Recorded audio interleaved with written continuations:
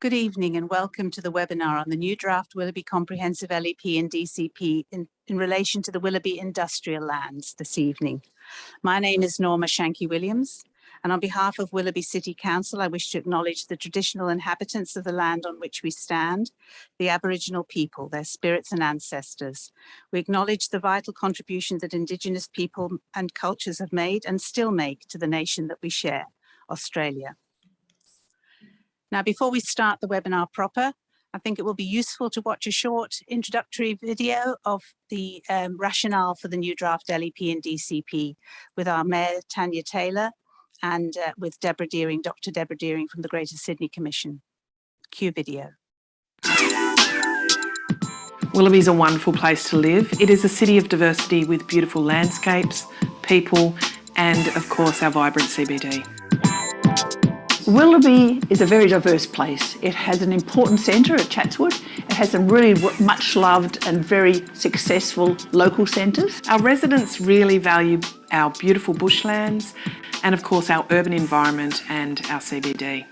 It has a range of housing, quite a number of apartments and also a lot of lower density areas. It has important heritage precincts. Willoughby City Council is committed to delivering a city that is green, livable, inclusive, connected, prosperous and vibrant.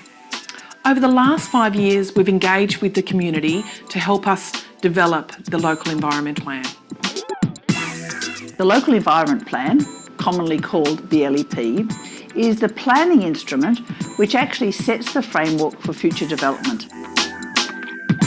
In 2012, we created the Local Environment Plan to help us plan and decide what is built and where in Willoughby. That's been proposed for change, significant changes. For example, in Chatswood, it is an important commercial place for the whole of the district, and even within Sydney, it has a key role. We want to make sure that's facilitated and expanded into the future. But it's hoped and anticipated that Chatswood will grow to be an even more important commercial centre than it isn't at this point in time. You will see in the LEP some major changes to the heights for commercial buildings and also the introduction of more apartment buildings close to the services around the Chatswood CBD. It also covers affordable housing, environmental issues and bushfire hazards.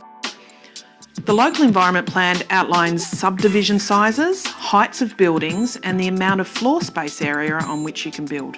The plan allocates land for specific purposes through zoning and sets standards for development. It aims to provide jobs and housing growth, more medium and high density living, as well as strengthening the character of our CBD. It will help us design our homes for the future. It helps us guide conservation of cultural heritage as well as protect environmentally sensitive land. It helps us create a better place to live with more trees and connected pathways and cycleways. We also want to link one green space to the other green space so that it's not just isolated green spaces and recreation opportunities, but they can be a network where they can be readily reached by foot, not needing to take a car. They're opportunities that we need to try to grow into the future. While COVID has thrown up some uncertainty about the pace of change, we do know that cities do grow. Willoughby is a very desirable place in the Greater Sydney area. Sydney is a very desirable city. It will grow into the future. The plan helps us to set our strategic vision for the future. Being prepared is important and planning ahead is crucial.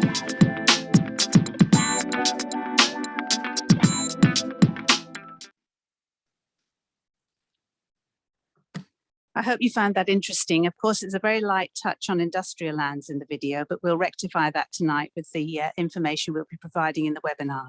So tonight, as I said, my name is Norma Shanky-Williams. I'll be the presenter for this evening, and I welcome the councillors who've also tuned in, Mayor Taylor and Councillors Samuel, Muradian and Greco. Welcome to you all. We have 33 people registered online tonight.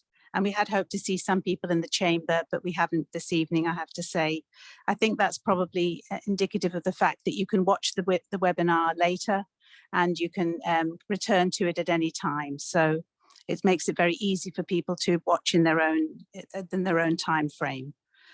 If you have any questions, please submit them on the Q&A function of the Zoom, and we'll be collecting those questions tonight. And staff will respond to them if they're straightforward on the line tonight. And if not, we will try and respond to them within the next 10 working days, which we have been doing. We'll take questions at the end of the webinar, and there'll be an opportunity for you just to make feedback and comments on the chat area of the Zoom. If it's not a question, if it's just a comment, please use that chat function. So the agenda for this evening, I'll provide a little bit of strategic planning background as an overview to the industrial lands aspects of the LEP. Then we'll look at each of the industrial areas in turn, our Tarman East, Chatswood and Lane Cove North. Then I'll talk about some state employment zones reforms that are in train and the new zones that are proposed, and talk about the Greater Cities Commission, formerly the Greater Sydney Commission, and their review of the North District Plan and the policy settings in relation to industrial lands. And then we'll have some opportunity for questions before we close at 7:30 this evening. So by way of an explanation of the process to how we've got to where we are, it's worth remembering that we've got to this point with the draft LEP through much hard local strategic planning work that's already occurred. And that was around, for this particular area of issue, the industrial lands strategy, which we prepared some time ago. And that was absorbed into the local strategic planning statement, which set us goals and targets for the new LEP. That was effectively the blueprint for the work we've done on the LEP. We drafted the LEP, which is called a planning proposal, took it to the Willoughby local planning panel for advice, and they supported it. Took it to council, who also supported it, to then refer to the Department of Planning and Environment for a gateway determination, allowing us to go on exhibition. That gateway decision was given. That was granted on Christmas Eve last year, specifying a number of requirements that had to be fulfilled. They were then satisfied, and here we are now on exhibition for effectively 3 months, 12 weeks, with the draft LEP and DCP.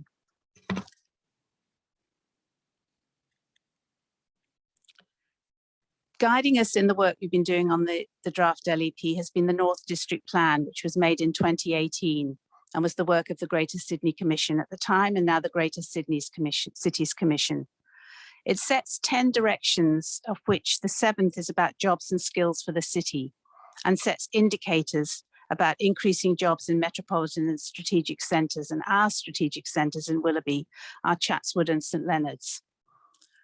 These plans are a 20-year plan that bridge between the regional planning that's going on at the metropolitan level and local planning that's going on with each local council, and inform all of the LEPs and CSPs, community strategic plans, and the assessment of planning proposals to change rules in the LEP.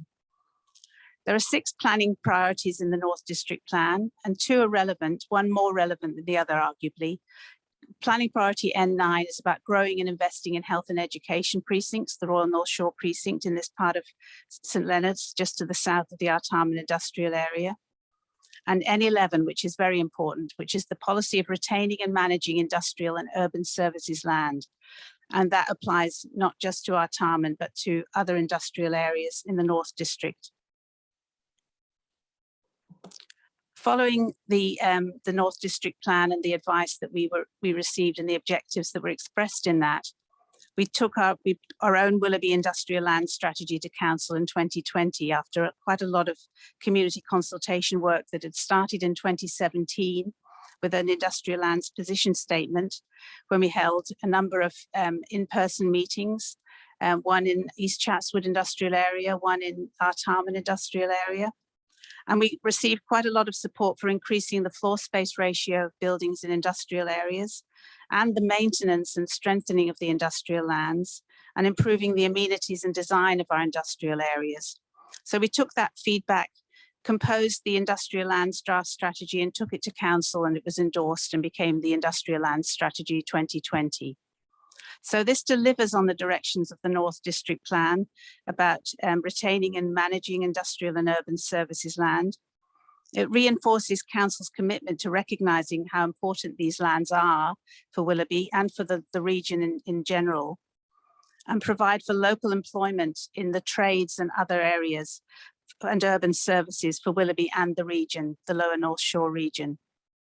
So it's clearly underpinned in the North District Plan by the retain and manage principle, and the strategy seeks to prohibit uses that really undermine this whole approach of retain and manage, uses that would take away sites from productive and industrial uses and urban services roles, such as offices or residential. So they're resisted hard in our industrial lands because they can erode the power of our industrial lands, and once gone, will never be returned to industrial uses.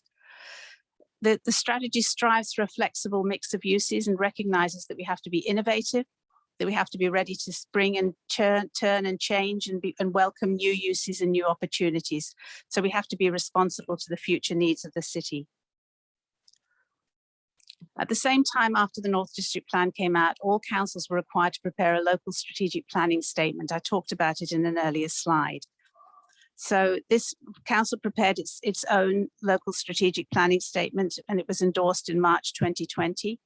And it's been endorsed by state government as setting the blueprint and the direction for the LEP and DCP going forward. So it sets that 20-year vision with priorities and actions for the whole LGA. It's very comprehensive in its reach. It provides land use controls to achieve the outcomes sought for housing and transport, and here, importantly for tonight's webinar, in economy and employment. So it sets some directions for us and some priorities. The key priorities in the LSPS in relation to industrial lands are key priority 20, which is about protecting the role of Willoughby's industrial lands as urban service hubs for the Lower North Shore. And our target is no net loss of industrially zoned land, which currently stands at 94 hectares. And in addition to that, there is key priority 11, which supports St Leonard's to develop a commercial and health and education precinct with a target baseline jobs target of 58,000, from 58,500 to 79,000 by 2036. So that's like a companion jobs target for our industrial lands, which lie just to the north of the Royal North Shore. When we look at our own industrial lands, there are three main industrial areas which combine to about, as I said before, 94 hectares of land. The Artarmon industrial area is the largest of these, 64 hectares. And it is close to the major freight transport infrastructure, including the Pacific Highway, the Lane Cove Tunnel and the Gore Hill Freeway, and the North Shore Rail Line. A very important area of industrial land, very sought after. The East Chatswood, which is East Chatswood industrial area, which sits at 26 hectares. It's approximately half the size of Artarmon and only contains IN2 or light industrially zoned land, and is located about 1.5 kilometres from Chatswood CBD, close to the Eastern Valley Way, a north-south arterial road. And the smallest of all is the Lane Cove North industrial area, which is approximately 4 hectares in area, which sits at the western tip of the local government area and comprises a couple of sites, 63 Epping Road and 170 Epping Road. And it is bisected by a walking track known as the Great North Walk and has a Sydney Water pipeline easement crossing it as well. So that's the geography of all the industrial areas. You can see in the southwest corner Artarmon, in the northeast Chatswood East, and in the very west tip Lane Cove North. The key changes that are proposed to our industrial lands in the draft LEP are about increasing the floor space ratio from 1.5 to 1 to 2 to 1 in all of our light industrial IN2 areas for sites greater than 1,000 square metres. And that gives capacity for growth and innovation, we believe, but is it enough? So we're putting this out as a proposal, and we want to hear in submissions whether this is sufficient to encourage growth and innovation in our industrial areas. In order to protect sites from erosion into other uses, we're suggesting we prohibit inappropriate uses such as childcare centres, which often find their way into industrial areas because the sites are large, you have no neighbours that are going to be bothered by the use, and so they're often sites in industrial areas are often attracted for these uses. But we want to protect those sites, so we're saying that henceforth, we won't be approving any more childcare centres. This is something that we can get agreement on, or if you would you like to make a submission on it, you're invited to do so. We're also suggesting pet daycare, or more affectionately known as doggy daycare, in East Chatswood industrial area, located away from the residential areas to the north and west, so that we don't impact the amenity of those areas. This has been a use that's been sought after in a number of occasions, so we are suggesting that we can include it in the East Chatswood industrial area as a use that we would support. And also we're suggesting partial rezoning at the Lane Cove North industrial area to environmental conservation along the Lane Cove River, along the riparian zone where it links with the long distance walking paths and provides protection for the Lane Cove River. So looking at the Artarmon industrial area, we're all very familiar with it, I'm sure. You can see that the light mauve colouring is the IN2 zoned land, the light industrial land, and the darker mauve is the IN1 or industrial zoned land, with the light blue along the highway of the B5 zone. It was studied hard in the St Leonards and Crow's Nest 2036 plan, which was the plan that was undertaken with the state government and the three councils that converge on St Leonards, North Sydney, Lane Cove and ourselves. And the conclusion in the St Leonards Crow's Nest 2036 plan was that existing employment lands are to be protected, which was good news to hear, and retain their current industrial zoning, providing jobs in essential trades and services. So this plan is one that we're bringing into expressing in our own LEP now. It becomes effective through our LEP because this is not a statutory plan in itself and has to be delivered through the LEPs of each of the constituent councils. So we're very pleased to see that convergence of policy in the state St Leonards and Crow's Nest 2036 plan. And also to increase the jobs by an additional 900 to 1840 jobs by 2036. Currently in the Artarmon industrial area, well, in 2016, and that will be much changed maybe because of COVID and other things, there were 11,770 jobs in that area.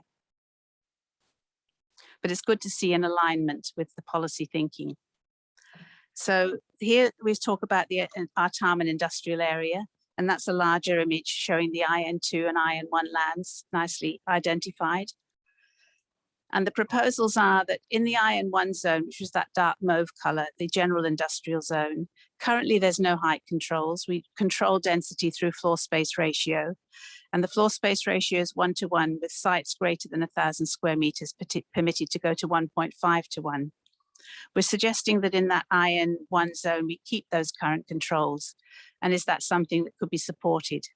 Again, I encourage you to make a submission on these proposals. In IN2, the light industrial zone, the light mauve, generally, again, no height control except for the Broadcast Way, the old ABC site on the west of the site, with FSRs of 1:1 on sites greater than 1,000 metres permitted to go to 1.5:1. It's proposed that we increase the FSR, in fact, to 2:1 across all IN2 areas with sites greater than 1,000 square metres. So we're wondering if this is sufficient. And as I said before, please let us know what you think. Also in the IN1 and IN2 zone, we're suggesting that childcare centres, which are currently permitted, should in fact be prohibited. And those, of course, that are existing would be allowed to remain under existing use rights. So we're not actually driving them out, but we're saying enough is enough, no more use of these important industrial lands for other uses like that. Turning to the East Chatswood industrial area, this 26 hectares of light industrial land in the northeast of the local government area. This already is a bit more of a permissive, if you like, local industrial area, where we do allow a bit of flexibility. And this is where the new Woolworths, of course, is going to be operating out of soon. In terms of proposals, as I said, it's all IN2 in this area, no IN1. There's no height control currently, and the current FSR of 1:1 with sites greater than 1,000 square metres can go to 1.5:1. It's proposed to increase the FSR to 2:1 across all IN2 areas for sites greater than 1,000 square metres. And here too, we're suggesting the prohibition of centre-based childcare centres with the existing consents to remain, as I say. And in this industrial area, this is where we're suggesting that doggy daycare could be permitted as it's currently prohibited. So this could be a place where there could be long daycare offered for pets. Do you think this is a good idea? In terms of the Lane Cove North industrial area, which is about 4 hectares, as I said before, of industrial lands, again, all light industrial lands in this area, no heavy industry shown. And there it is with an aerial, so you can see how the lie of the land is with all that vegetation. In terms of the proposals under the LEP, currently there's no height control as the other areas in the same vein. And with an FSR of 1:1 on sites greater than 1,000 permitted to go to 1.5:1.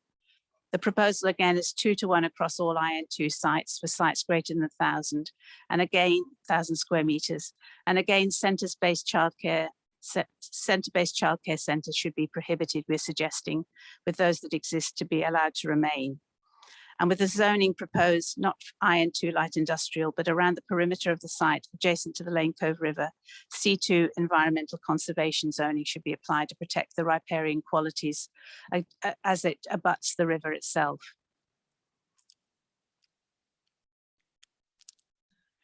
This, I thought, was a useful map to include because you can see at the very top of the industrial area there in the bend of the river, that is the Lane Cove North area that we in Willoughby control.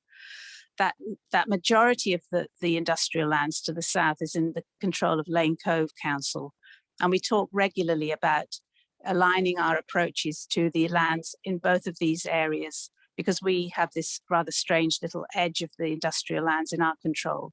So we make sure that we're aligned with our adjacent colleagues in Lane Cove Council, where they have also been retaining and managing industrial lands with a measure of success, and we'll be doing the same too. In terms of the proposed foreshore link along the Lane Cove River, this is shown in the Lane Cove River Coastal Zone Management Plan. It provides a riparian protection zone. It's that red dotted line that you can see on the east bank of the river as it abuts the site. And it links to those green dotted areas, which are the green existing walking tracks to the Lane Cove National Park, the Great North Park, and the Great North Walk, and the Mowbray Park and Blackman Park. So we see it as an important rezoning proposition to maintain the quality of that riparian zone and looking for submissions on that. In terms of the DCP, in other webinars that we've done, we've gone into a bit more detail about what the new draft DCP as proposed looks like. So it's up to you to look at those other webinars and even look at our website where the draft DCP is currently housed, so you can review it yourself. And it's essentially about reorganizing the current DCP, which is a huge and unwieldy document, to make it more user-friendly, more logical to follow, and more easy to read. So in terms of industrial lands, you'd look in Part E, which is about 18 pages of DCP detail that covers design, industrial areas, setbacks, landscaping, waste and recycling, all those things that I've listed there on the slide. And we hope that it makes for an easy read. So I'd encourage you to review the detailed controls proposed in the DCP. They're largely the same as we have in the current DCP, but reorganized to make them easier to understand and easier to digest.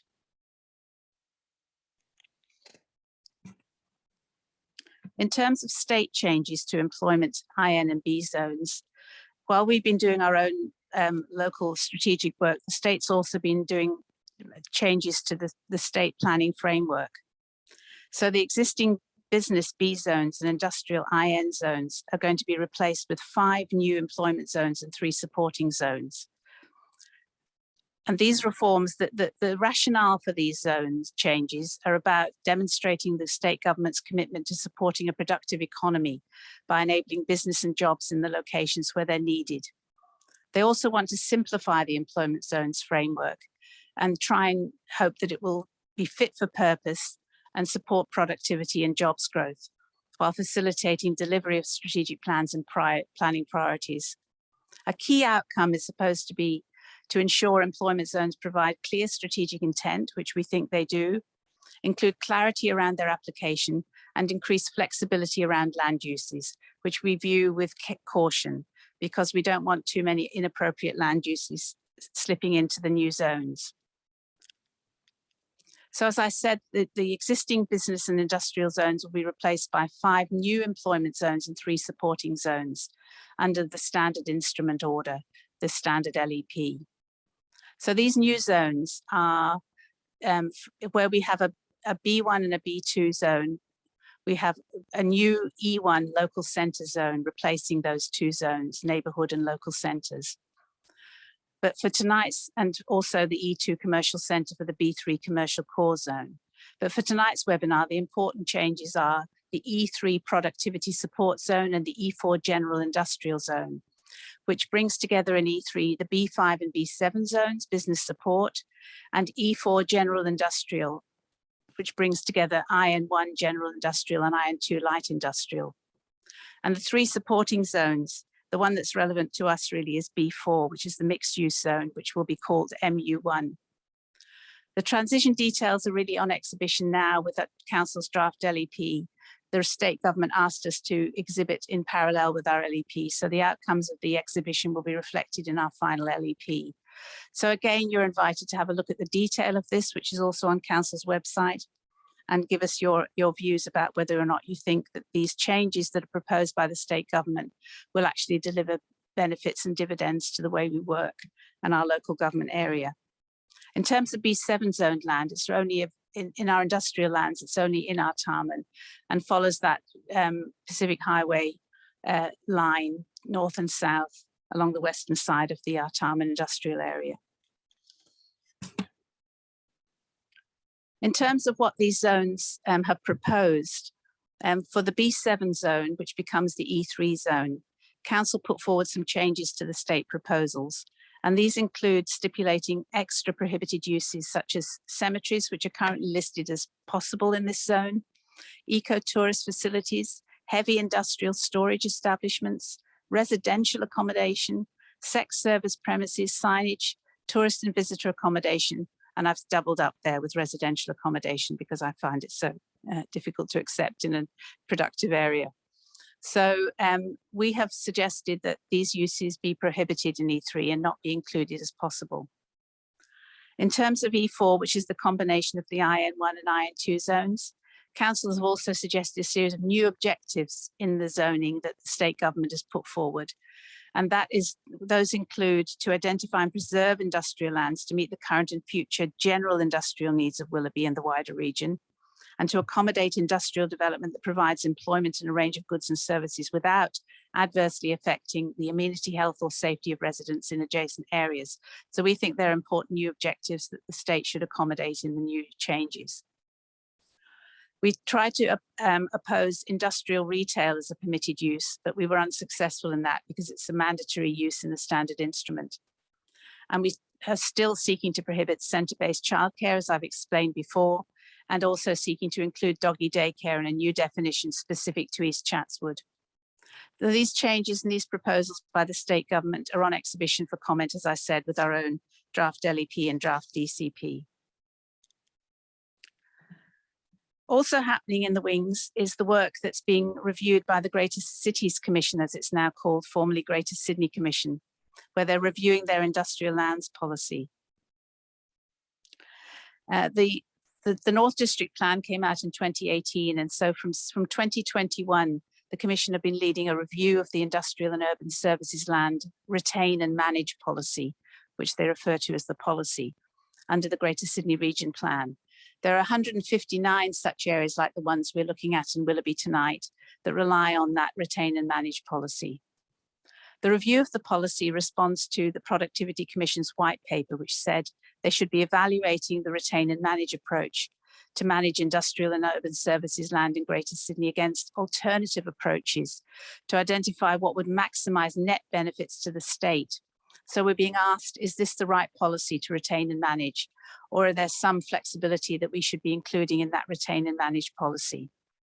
The review is being delivered in consultation with the Productivity Commission, Investment New South Wales and Transport for New South Wales and the Department of Planning and Environment. So all the key stakeholders are involved in this review of the industrial lands policy, including local government.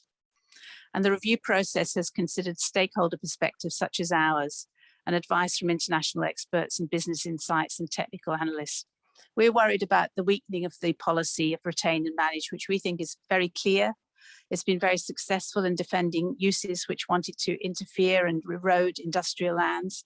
So we think it's worked very well as a policy in terms of clarity and direction.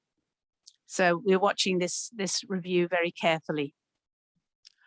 It's identified the need to evolve the policy to respond to changing nature of land uses in Greater Sydney. So that's already been decided.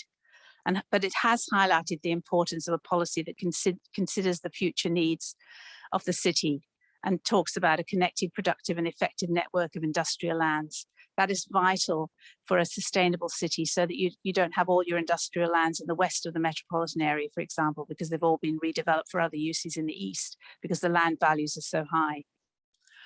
So the current policy, we think, has been successful, and they agree in their work in providing certainty and a clear market signal for landowners to invest in industrial development, while reducing unproductive land speculation, their words, that was at odds with the strategic vision for Greater Sydney. So that's a good message to hear.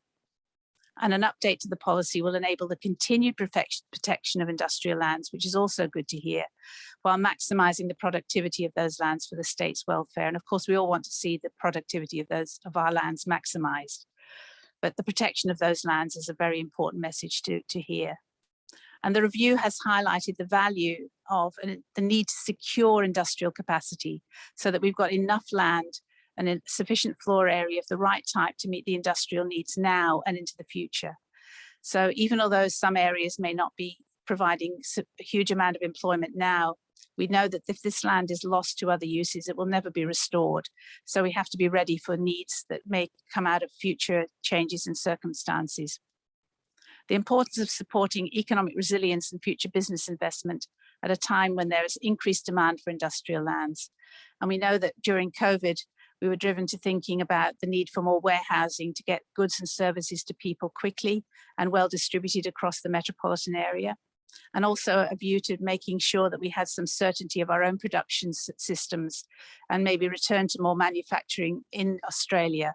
So these lands may become even more vital into the future for our use to make sure we're as sustainable as possible. So the next steps for the Greater Sydney Commission in their Industrial Lands Review are to finalise the review, which they're yet to do, publish a findings paper and include policy recommendations. They're expecting to do that about mid-year. And the paper will be supported by a report which will show what people have said and how they've been supported in their recommendations, and some technical analysis as well. And they will continue to work closely with stakeholders such as Willoughby Council and other councils on the policy design and approach and any implementation of policy change.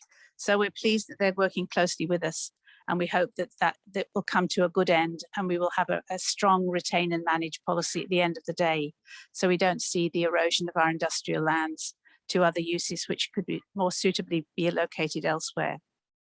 So I've ripped through that webinar quite quickly. So it may be that we in fact get a bit of an early mark tonight, because we're quite issue specific tonight, and it's not the impacts of the LEP on all areas of Willoughby Council and housing in particular. It's about industrial lands. It's been a much more focused webinar than we've had in the past. So now I'm going to suggest, I don't know whether we've got any questions that I might give a crack at answering. I know that Jane and the team have been monitoring the questions coming through. So I'll find out now, Jane, if you've got anything that you can suggest I could answer tonight. If we don't answer the questions tonight, of course, we will make sure we do answer them later and provide a written response. Thanks, Norma. Could we go back possibly to the slide that you had earlier about the employment zones?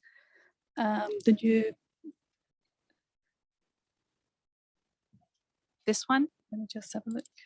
Yeah, that one, Norma. We had a question about that slide, and the question was from Anonymous. Can you explain the difference between an employment and the 3 supporting zones? Well, in terms of the detail of that, the MU1 zone, which is the mixed use zone, replaces the B4, which is currently the mixed use zone that we know. Then we've got areas that have got working waterfronts, which are harbour areas that have got different requirements. And so they felt the need to create a new zone for that, W4. Now, there's a local enterprise zone suggested, which is special provisions for, and that is not applicable to us because we don't have any new precincts that we're suggesting as a local enterprise zone. It could be something that could be suggested in a submission of an area that could be a local enterprise zone, but these zones all particularly fit niche areas that are not covered in the 5 new employment zones. So they're seen, as I say, as supporting zones, which are not covered in those main zones. Right, have we got any other questions, Jane, I wonder? Thank you, Norma. We just had a question about the non-height control in the industrial areas.